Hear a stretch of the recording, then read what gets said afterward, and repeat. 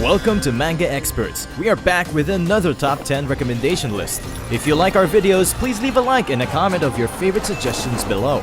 Without any further ado, let's get started. Number 10. Chronicles of the Martial Gods Return. Main character is the most powerful Gosu in the entire Murim world. He killed a lot of other martial artists. 7 big martial artists got together and sealed the main character in ice. After 1,000 years, the main character got released from his ice prison. Many things have changed in him during these 1,000 years. He has become more good-natured. He adopts a girl who was about to die and tries to raise her to the best of his ability. This manhwa is really good. The main character is overpowered from the start. His nature is also very likable. He never shows mercy to his enemies. The art of this manhwa is also good, but it becomes a little bit inconsistent sometimes. But these minor errors do not hold this manhwa back in any way. The world building is also looking very good. Number 9. Heavenly Sword's Grand Saga. The Murim is in chaos and there's bloodshed and despair everywhere. A certain disciple who has 6 masters has been entrusted with the fate of the whole world. Main character gets reincarnated inside the body of a fat noble kid. His mission is to save the Murim and the whole world from bloodshed. In order to do that, he has to find the guy who will be the future devil sect leader and stop him before he becomes overpowered. But after getting reincarnated, the main problem he faces is that he is a fat guy who can't even walk properly. This Murim Manhwa is really wholesome. There is light comedy in it. The art is loaded with cuteness, at least until the main character succeeds in reducing fat and becomes overpowered. Side characters are written really well. Give this a try if you want something with overloaded cuteness in Murim genre. Number 8. The World's Best Escort Bureau. One day, the strongest person in the world disappeared. He was an old man who was suffering from dementia and couldn't remember himself. He appeared in front of the village boy Saw Woon. Saw Woon takes care of him carefully, and later the old man teaches him martial arts. One day, he finds that the old man whom he was taking care of and who taught him martial arts disappeared.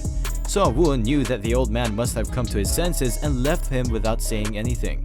6 years later, Saw Woon becomes the symbol of Pongchon.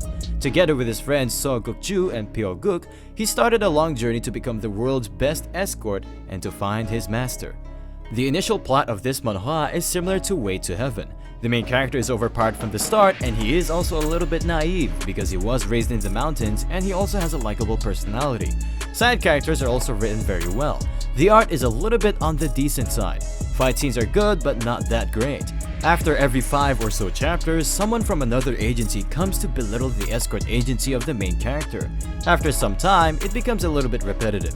Other than that, it's also a very enjoyable Murim Manhwa. Number 7. World's Best Assassin. Yi Guang's sister is tragically killed by a member of a Murim alliance. He finally succeeds in taking revenge but ends up in prison.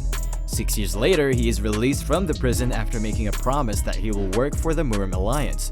He is given techniques of the previous demonic cult leader, and he adapts quickly to those techniques and grinds his way to become the best assassin in the Murim alliance. The story of this manhwa is really good. The first few chapters are very fast-paced, but later on the pacing stabilizes. It starts off with a tragedy, so be on alert for that. Characters are written very well and give proper feels of battle-hardened Murim people.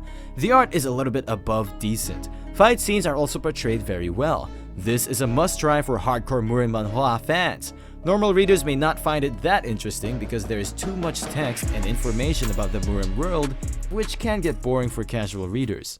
Number 6. The Pinnacle.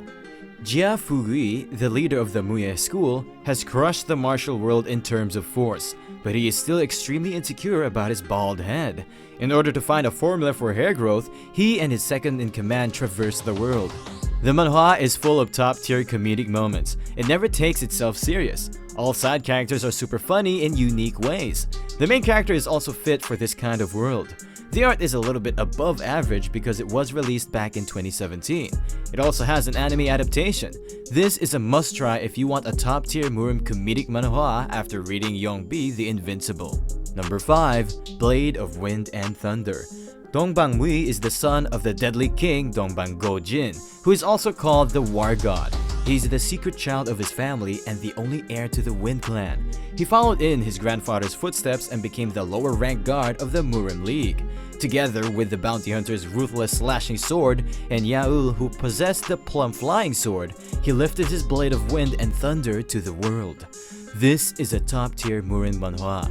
The main character has amnesia at the beginning and he lost all of his memories, but he soon regains his memories and he's overpowered from the start, and he's also quite ruthless.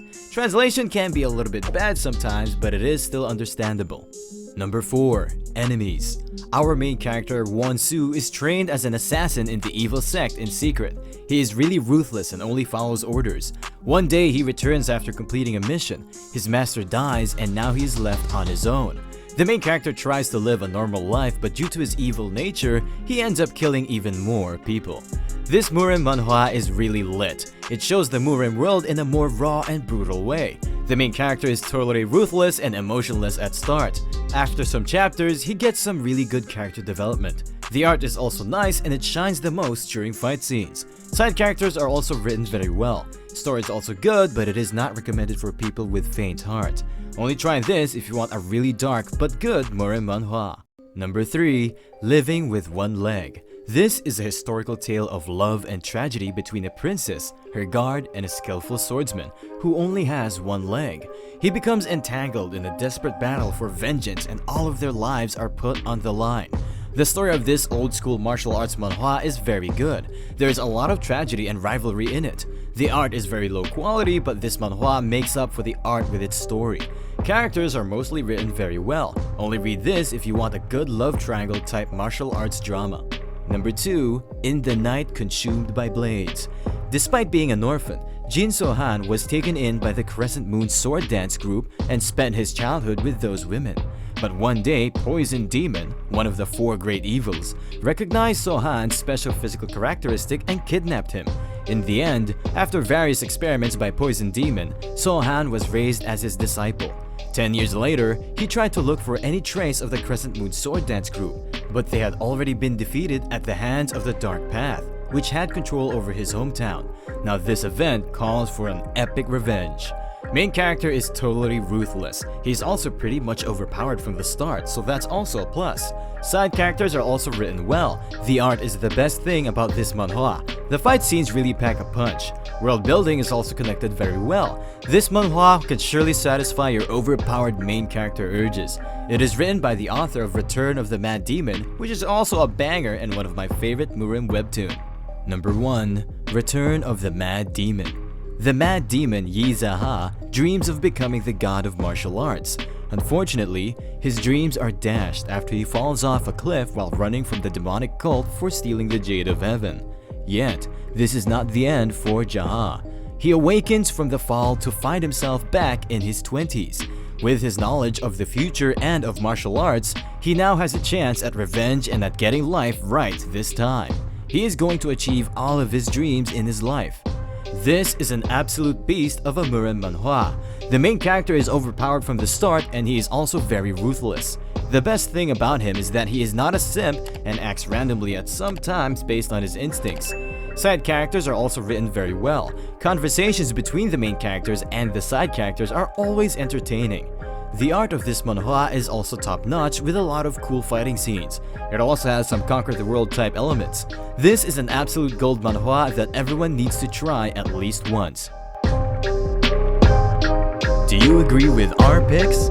Check out our other videos for more suggestions and don't forget to give us a like before going. Until then, take care and we will see you in our next video.